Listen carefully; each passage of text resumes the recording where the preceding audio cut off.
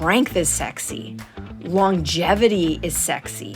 Being able to protect your brain health in the next decades is sexy. Running up a flight of stairs and not losing your breath, that's hot.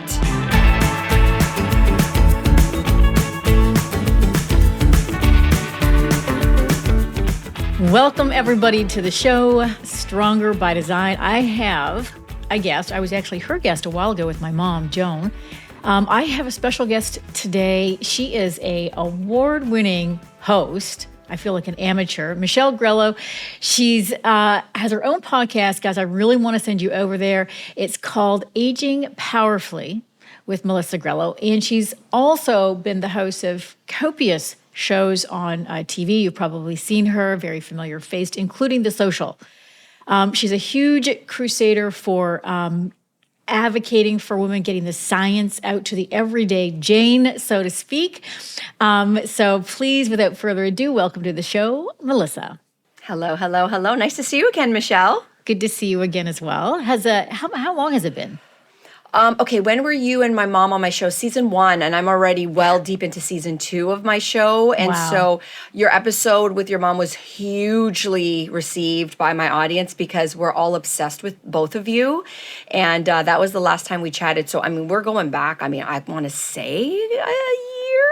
Oh my God. Long time flies. Yeah, Long but it was a lot of fun. A lot of fun. Yeah, she's turning 79.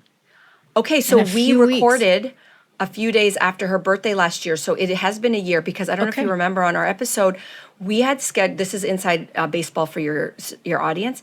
We had a recorded date or a scheduled recording date, and we had to push it because we couldn't find your mom.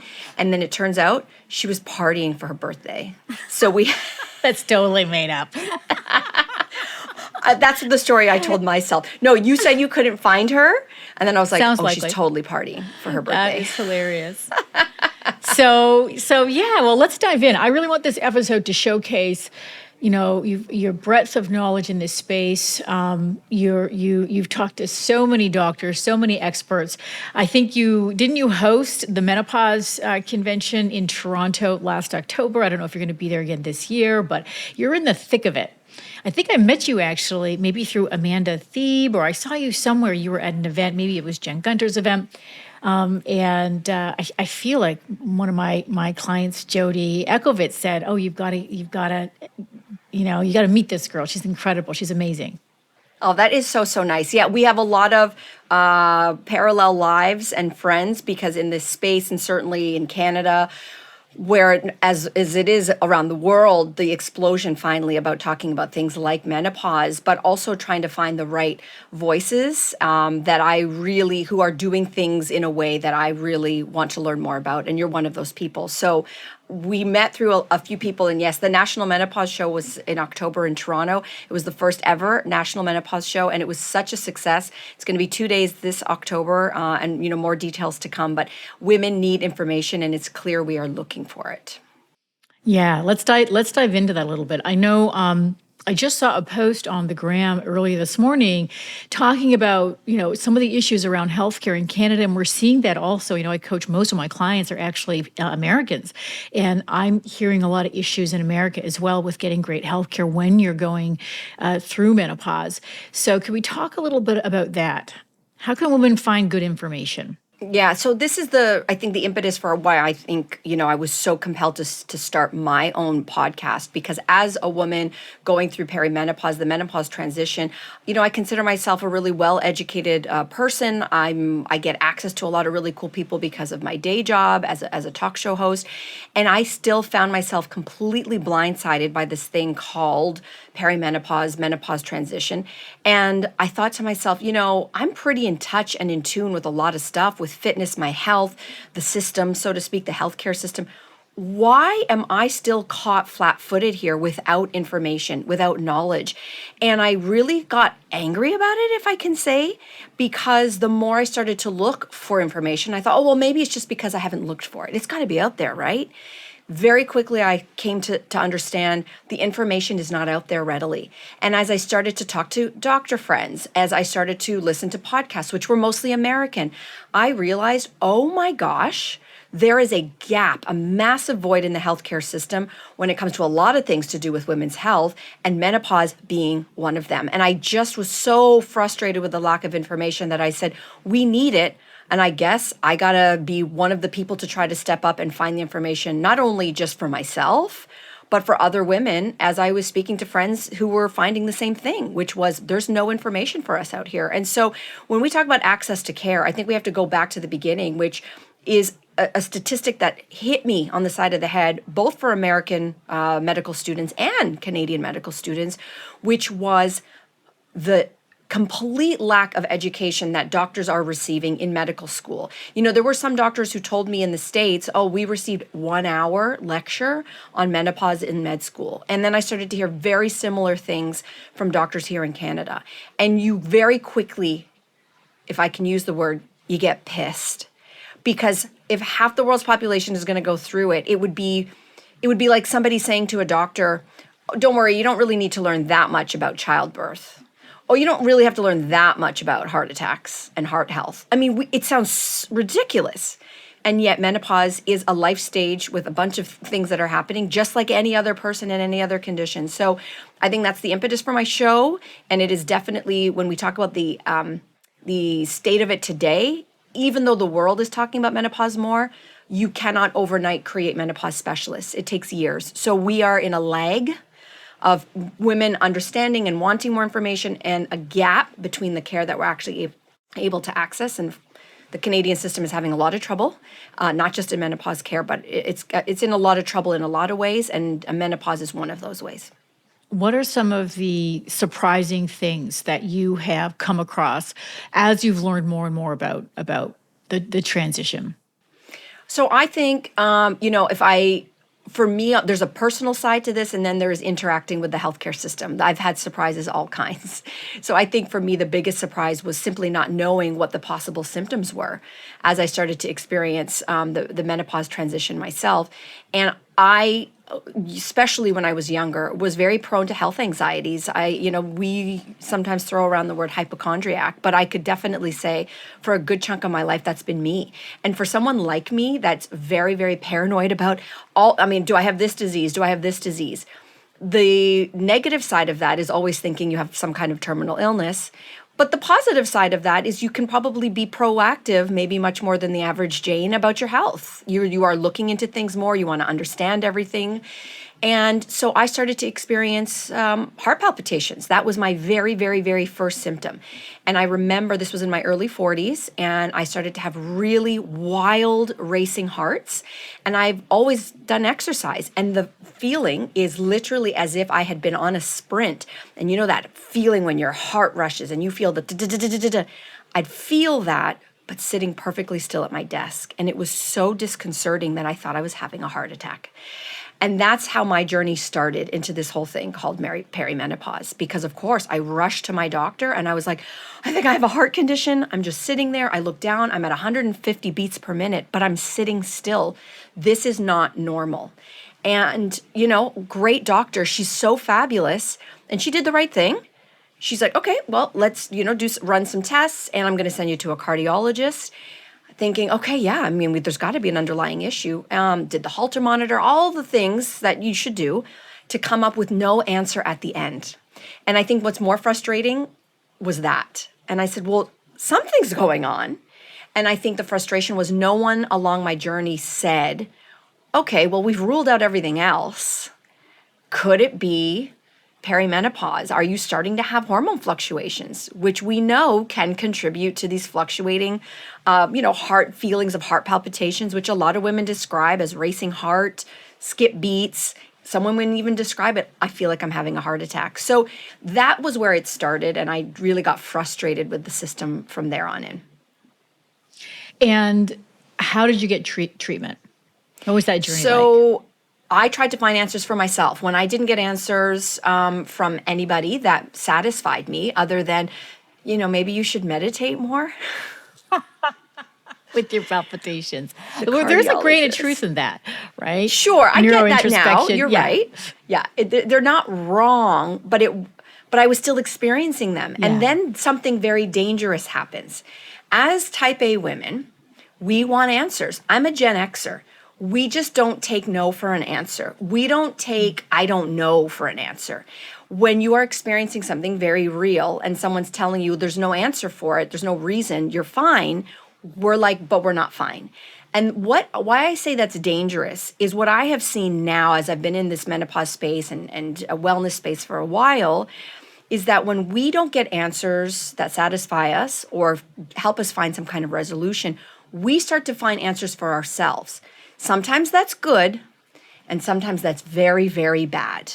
Why I say it's bad is because I believe that there are industries that have really been able to profit off of misinformation, and all for the sake of selling a product, selling something that doesn't actually have any science behind it, but they talk like they've got solutions for us.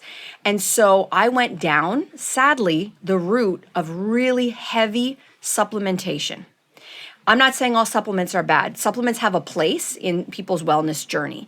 But when you start talking to a woman like me, I'm a 0 to 100 kind of gal. I'm an all or nothing kind of gal. And I started to almost play doctor to myself, which was self-diagnose. That's dangerous. I'm not a doctor, but I was self-diagnosing. I was reading claims being made by certain products that they could help with A, B, C, D, E, F, G. And lo and behold, not a couple months later, I'm spending hundreds and hundreds of dollars on a ton of supplements that I have no idea if they're A, effective, and B, how they interact with each other, and what kind of damage I could be doing to my body. So why I say dangerous was in the absence of science, in the absence of someone who understood the menopause journey, in the absence of not having that person in my life, I started to self-diagnose. Very, very dangerous territory. That's where we can get duped, we can get bamboozled, we can really hurt ourselves with putting things in our body that we just don't know what they're actually doing. So that was my first step. And I started to experience really adverse health effects as a result. And then that's when this journey of my podcast and finding actually menopause trained specialists began. How did you find those specialists? So lucky with my day job, I'm able to have access to really bright minds. And also I'm a journalist. And so I really had to get quite serious about that to say, well, science journalism has never been my thing, but maybe I should really dive into that a little bit more, understand how to read studies a little bit better, understand how to differentiate between what is a good study, what is not a good study, and start to get a little bit more into the gritty details of what, when someone says science-based, well, what does that actually mean? What does that even mean? It sounds great, and the average Jane sounds like, oh, that sounds great. I love science. But what does that actually mean? So getting educated the right way. And I did find some menopause-trained specialists. I started to understand the role of menopause societies, for example. What was formerly called the North American Menopause Society, now called the Menopause Society, is a fabulous resource. There are a lot of very reputable science-backed places, foundations and organizations that their entire reason for being is going over the science and helping doctors to get trained up and to provide better care for their patients. And so once I started to tap into the resources that existed, a whole new world opened up to me. And reaching out to doctors who are menopause certified through the Menopause Society, for example, that was my first stop. And understanding what is good literature and bad literature. And right away, I dumped virtually all of the supplements. I had to get I really screwed up my digestive system, if I'm being perfectly honest. I really did a lot of damage. I did.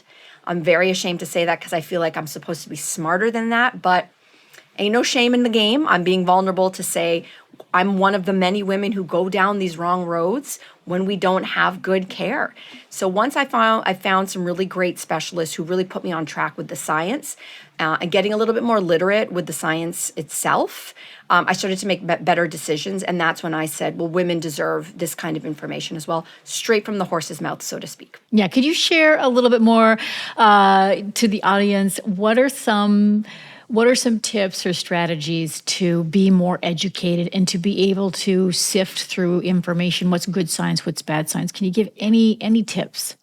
So I think for me, the first and foremost thing is to go to an organization for example, the Menopause Society. And I say that because they do all the work. They are sifting through all the science. And they do have a portal for people who are not necessarily scientifically literate. I don't think you have to have a PhD in science to be able to read a study, but you do need someone who is a good communicator to be able to say, we've read the study, here's the outcome, and here's what the science says. And also the Menopause Society, as an example, and there are many societies around the world, actually in Europe, there's the Menopause Society, et cetera. But their actual job is to be able to say to you, here's what the science says right now. And we know science is always evolving. So they're on top of the evolution of the new, but they are also there to be able to say, here's what the science supports in terms of what your doctor, the care that your doctor should be giving, what works in terms of medications, in terms of lifestyle interventions. And it's laid out on the Menopause Society's portals for women in a digestible way. So I'll start with the easy stuff. And this is the stuff that's in your wheelhouse, which is why I wanted to have you on my show, which was there's stuff called modifiable risk factors. These are the things that are completely within our control now. And that is the food that we put into our body. It is the way that we move our body. It is trying to manage sleep. It is trying to manage stress, and it's trying to manage social connections. This stuff seems basic, and it's almost so basic that it goes over people's heads because I think a lot of us, type A's, are looking for silver bullets, right? We're looking for, there's a magic pill, right? But what if I told you that the magic pill is actually at your fingertips right now?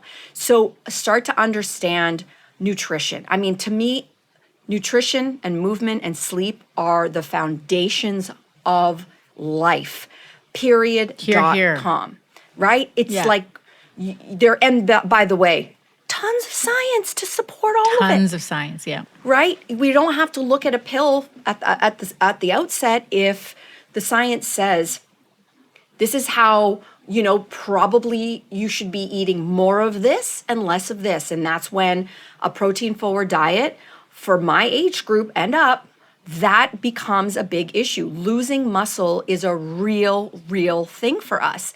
And so starting to understand, okay, I need more protein. Okay, well, how much protein? Okay, so there's different ways to understand that and look up calculators online.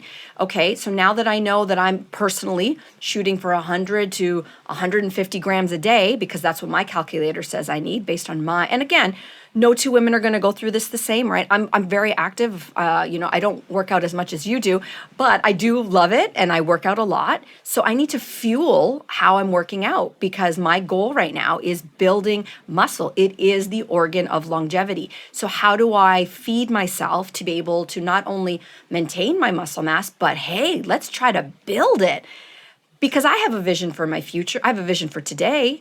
And I might want to look cute in a bikini today, but I also want to toss around some grandkids, hopefully in the future. And I think for me, the long game became the focus, which is I want to have a great life today. And I want to have a great life when I'm 90 and God willing, 100, right? So you have to understand it's how you're eating today that makes that difference. So for me, listen, I don't have to tell you this. It is a full-time job trying to get enough protein in the damn body in a day. And I'm like, did I get enough? But I'd much rather be doing that than thinking about frailty in the future, right? So I'm very protein forward right now. I will make it, your audience may not know this. I was pescatarian since I was 16 years old. And I started eating meat 2 years ago. And that was a big thing for me because I wasn't getting enough protein. And I had a really great dietitian who was like, would you consider eating meat again? I was like, oh, no. And the more I thought about it, I realized what I was missing and I really needed it. And I'm going to tell you something, my body lit up like a Christmas tree and I was like, what have I been missing out on? Now, that might not be everybody's story, but that's mine. And that's how I'm hitting my protein goals. Understanding my digestion was changing a lot. I talked earlier about my supplements. They really did a number on my digestive system.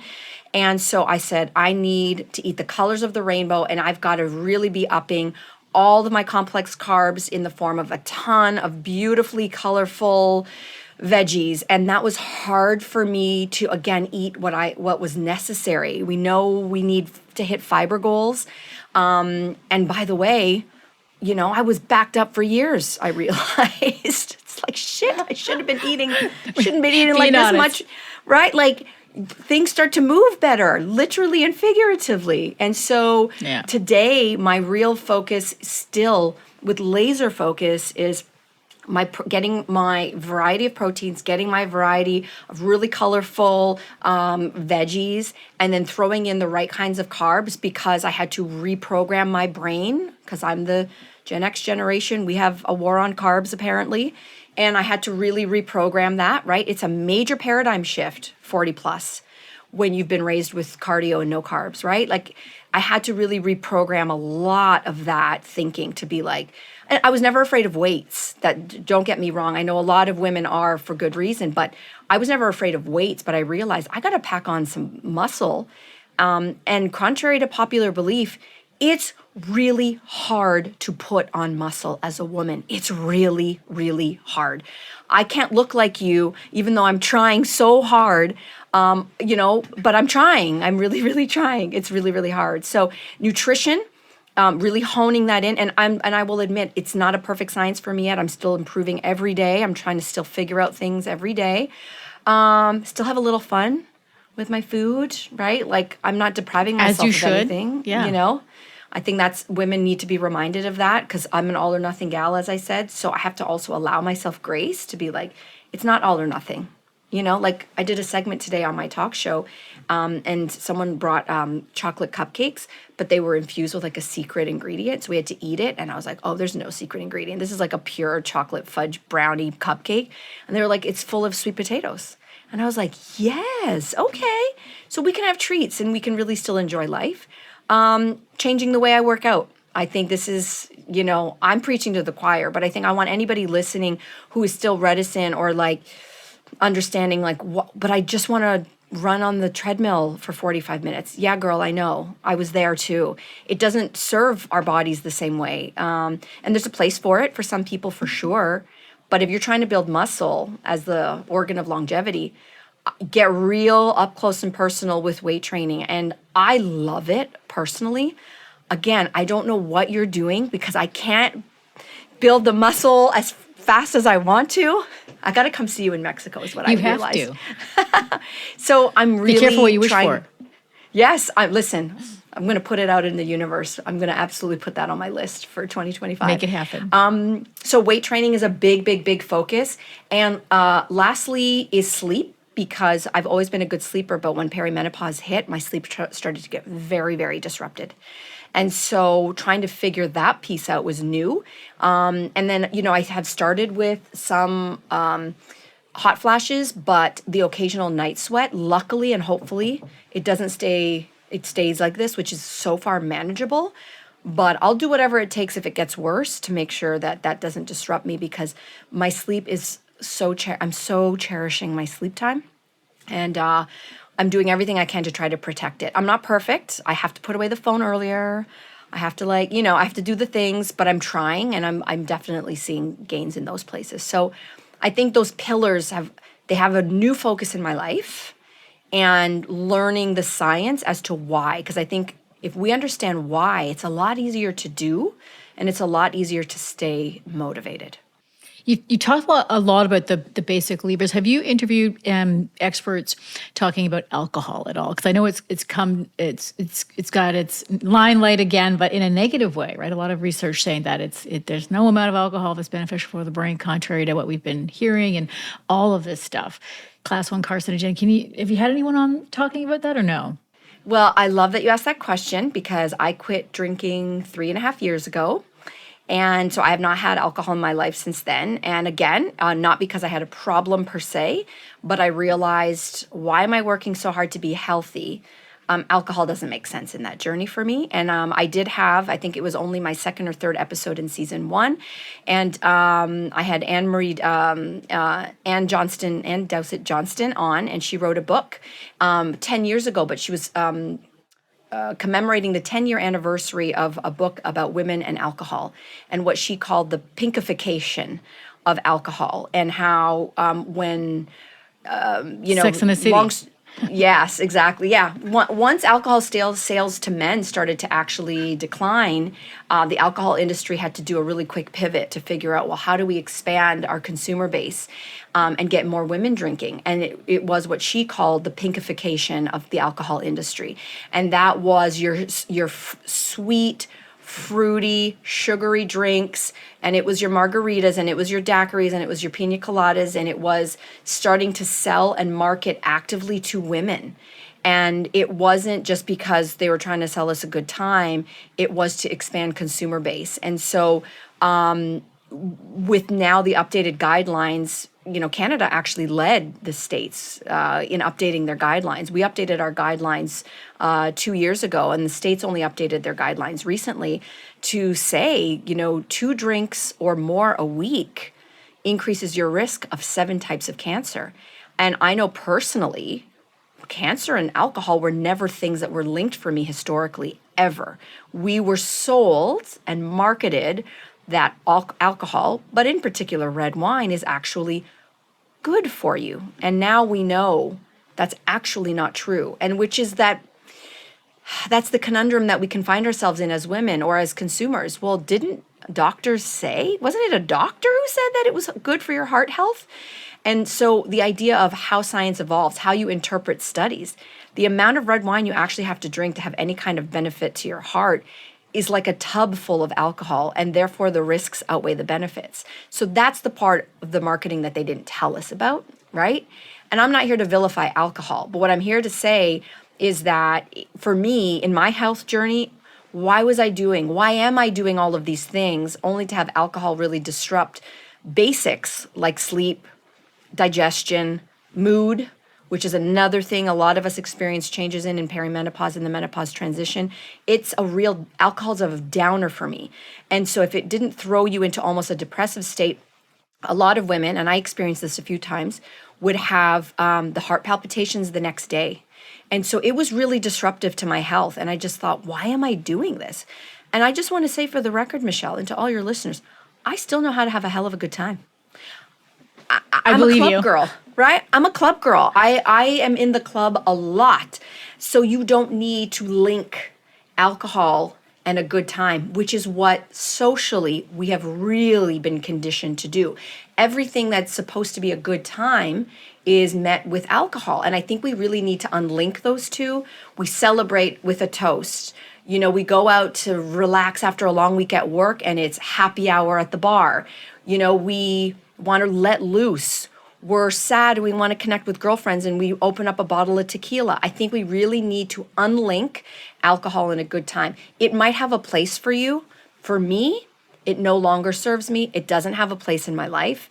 And I really want women to think about that. Oh, wait, and 7 types of cancer. I mean, if there's not enough information already out there for you.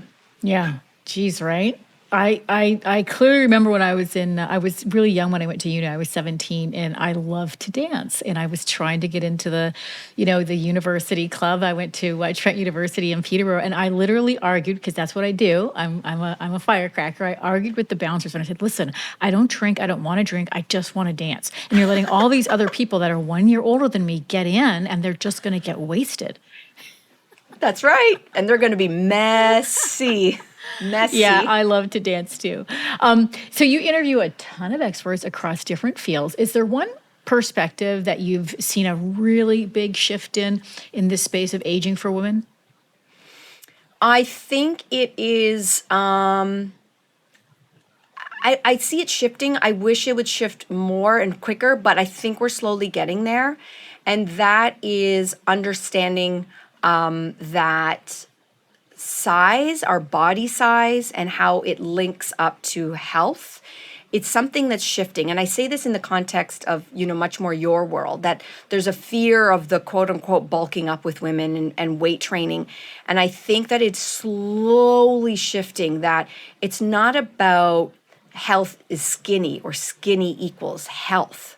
I think we're very slowly starting to challenge that paradigm, which is hard because we have a youth-obsessed culture, and quite frankly, we still have a very thin-obsessed culture. I mean, the reason why Ozempic has blown up is not because oh my gosh, it's going to potentially really help you with your diabetes. It's blown up because everybody wants to be skinny. And so, and I'm not downplaying the obesity. There's an obesity epidemic, but I think we're not leading with maybe the health part of that. We're leading with, but you look skinny. And I think as a woman, I'm still trying to recover from the damage that has been done to me by society our whole lives, which is you just have to shrink. Take up less space, be smaller. And there is a physical part of that, which is the terrible diets out there, which is the damage we have done to our bodies for decades to suit somebody else's beauty ideal. And I think the slow shift, at least for me and my cohort in this age group, is understanding, strength is sexy, longevity is sexy. Being able to protect your brain health in the next decades is sexy. Having solid heart, running up a flight of stairs and not losing your breath, that's hot. It's not to the point that I want it to be yet, but I think Gen Xers were slowly trying to shift the conversation to don't be scared of a little muscle. It looks great, but beyond looking great, it's so good for you. It feels so good for you. Yeah. It feels great. And listen, I'm more vain than the next girl. Trust me, I'm not here to say that it's not about that. I club, I wear the short skirts, I wear the bikinis. I love that. But understanding that for me now, it's not just that. I'm not just in the pursuit of like being cute in a skirt. I really have the long game in mind. I really do. I want to be able to still do the flight of stairs the exact same way I do it today. So the goals are different, right? So I think the biggest shift is it's not big enough, but it's going in the direction of understanding that muscle is our friend. I think there is a shift away from alcohol, slowly but surely. I used to be the only gal among my friends that didn't drink. And now I think most of my friends have drastically reduced their consumption. Everybody brings a non-alc version of something. And it's not about like getting sloshed anymore, which is also a function of our age, And finally, I think people are just talking about menopause, which again, that's a massive societal shift as well, that we just haven't seen. I don't think I've ever seen that. I asked my mother and she's like, trust me, I've never seen this. My mother's turning 85 this year. So there are things changing for the better.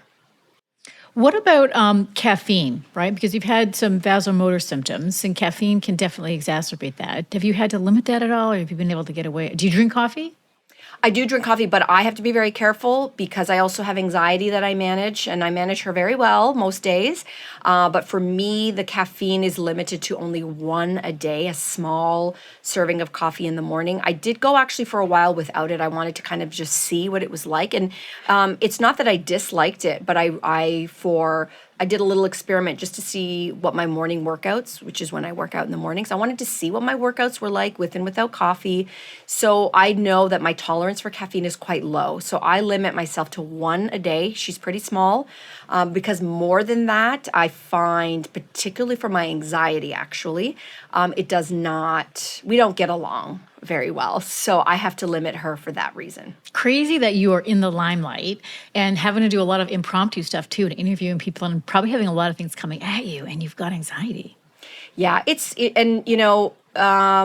that's something that also came up in perimenopause. I was in my 20s and when I first started to experience anxiety, and I majored in psychology. I have a degree in psychology. And so funny enough, when I started to experience it, it was one of my profs who I was talking to, and she's like, I think you need to come in and see me. And it was my first experience with therapy and trying to manage it because it was pretty bad. Mine manifested initially as flight anxiety. I would have anxiety attacks on flights, which is not fun. And then it started to spread into other aspects of my life. So I really first had a handle of it in my 20s. But after I had my daughter, actually, she wasn't even a year old. And then my anxiety came back with a vengeance.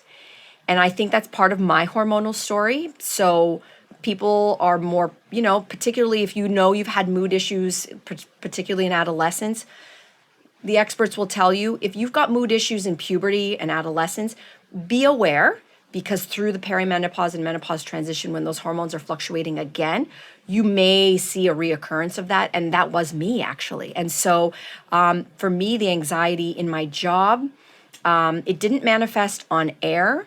It was almost as if I was like a border collie. You know, when you're working, those dogs are bred to work and run. When I'm in the job and I'm interviewing and I'm on set, I feel great. It's the after. So it's almost like my anxiety hits me in quiet moments when it doesn't look like there's a trigger, but the trigger is the after. So, and I will never be cured, but I manage it really, really well.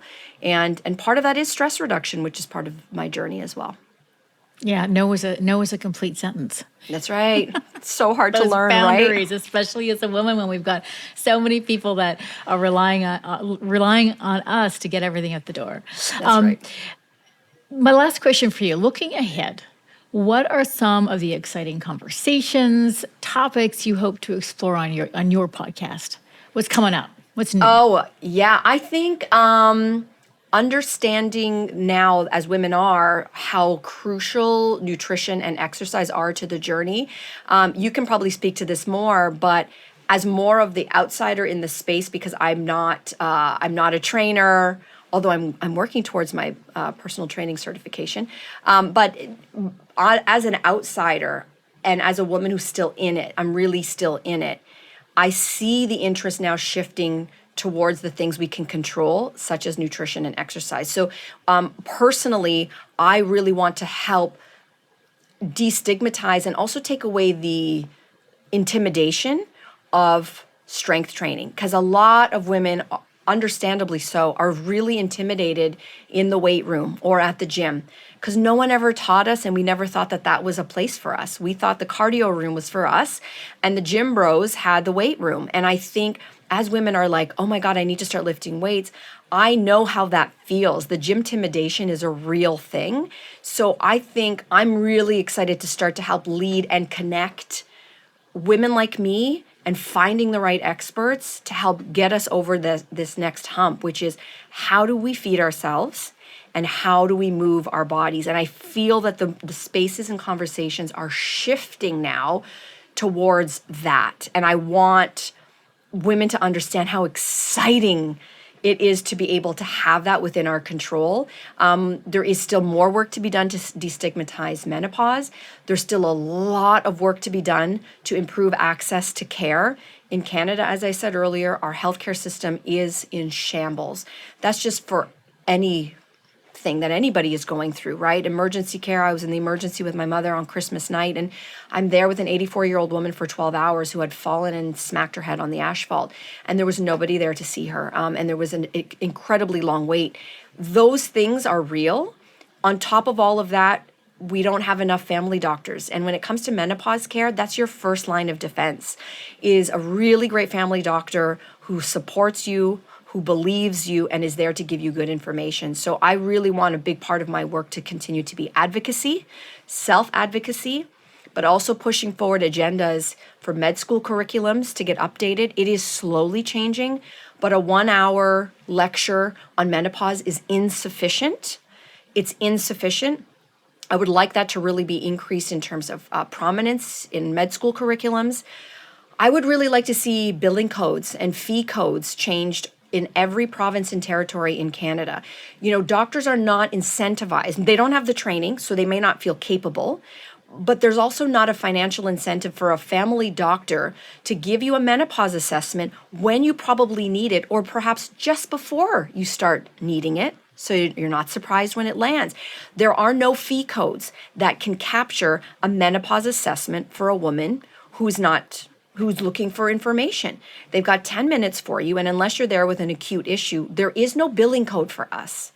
And wow, also updating. I didn't know that. Yeah, and so so if a doctor says, "Well, I want to give you care," what's the fee code for that? What's the billing code I have to bill my provincial government for that? It doesn't exist. I think I think one or two. Nope. I think one Atlantic province might have that, or Maritime province. Maybe it's New Brunswick or PEI. I might be getting that wrong. But literally out of all of our province and territories, it doesn't exist in the billing codes. Why not?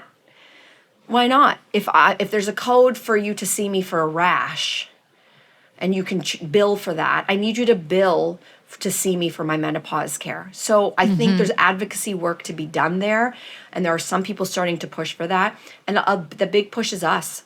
I advocate for women like me to go to your doctor and say, listen, you might not feel comfortable giving me the care, but you're my doctor and I need care.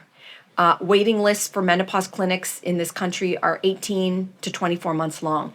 That's I not believe that because I've okay. got clients waiting. Yeah.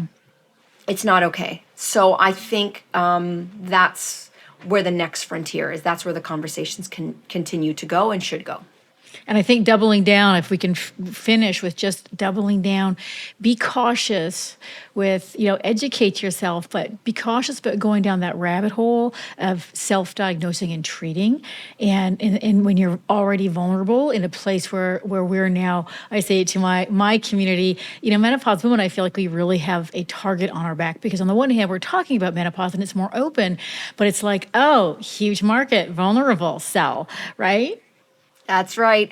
I want to say that to women over and over and over again. Arm yourself with good information because there are a lot of people who are preying upon us and wanting to sell snake oil to us. Including medical entrepreneurs, right? It's, some of the biggest names on social media who are medical doctors and menopause specialists are selling items that have not sufficient science behind them. That should be illegal, if you ask me, perfectly honestly. That's I think perhaps a more American phenomenon. But listen, anybody can do that. And I think that's how is a woman to tell the difference? Well, it's a menopause specialist. It's a doctor. They're not going to sell me something that doesn't have science behind it, right? On a big platform. Yeah. On a big platform. And I think that's not fair to us. It's really, really not fair. And so, yes, there are people out there preying upon us, but understand that the biggest impact that you can have on your own life is not in a pill. It is in a lot of things that are in your control literally right now. So I that's the part I always want to empower women about, right? We're always looking for the silver bullet. There isn't a pill. They can market it as fancy as they want. But exercise and nutrition and sleep are going to go a long way. And then again, heading to one of the big organizing bodies like the Menopause Society. I think in Britain, UK listeners, it's the British Menopause Society. I know the Australasian Menopause Society that has Susan Davies and a ton of other great experts are there as well. And then there's the International Menopause. So many, layers and layers. And as to your point, I mean, these are groups of people whose passion is really staying on top of what science can say. And I know Susan's doing a great, a really large, I believe it's an RCT, research trial on, I think it's hormone therapy. I think it's testosterone specifically. So we're all anxiously waiting, like, what's she going to find? What's she going to be able to say that the science can say right now about that? Because that's a hot one. Thank you so much, Melissa. I know you've got to get going. And I hope I can get you back on the show because you are just a wealth of information. And everybody, you can go check out her podcast, Aging Powerfully with Melissa Grelo. A ton. She's in her second season. An absolute ton of gold mine information there with the doctors and other experts. And do you want to mention just quickly about Menopause Month in Canada? Yes. So, March, I think around North America, but maybe the world, March is a Women's History Month. And so there are a ton of events happening, certainly surrounding women. October was the other big one because it's Menopause Awareness Month. But March also, and there are a ton of events happening online, a lot of stuff that is happening online with webinars, et cetera, and workshops. I love those because often they are free. Hopefully most of them are free or without a lot of charge, and access to more information and doctors and science and information. So you just keep up to date. At Melissa Grelo is my Instagram handle, or at Aging Powerfully with MG. And just like you, I try to be really, really active on social media to get good information out to the community because I think knowledge is power. It always has been. That hasn't changed. So I just want to say a big thank you because you're a big inspiration for me. And you're one of the reasons why I keep pushing in the gym because my God, whatever it takes to get those delts, I will do. Come hell or high water. They come from Joan. So thank you for all that you do as well. I really, really appreciate it. Thank you so much, Melissa.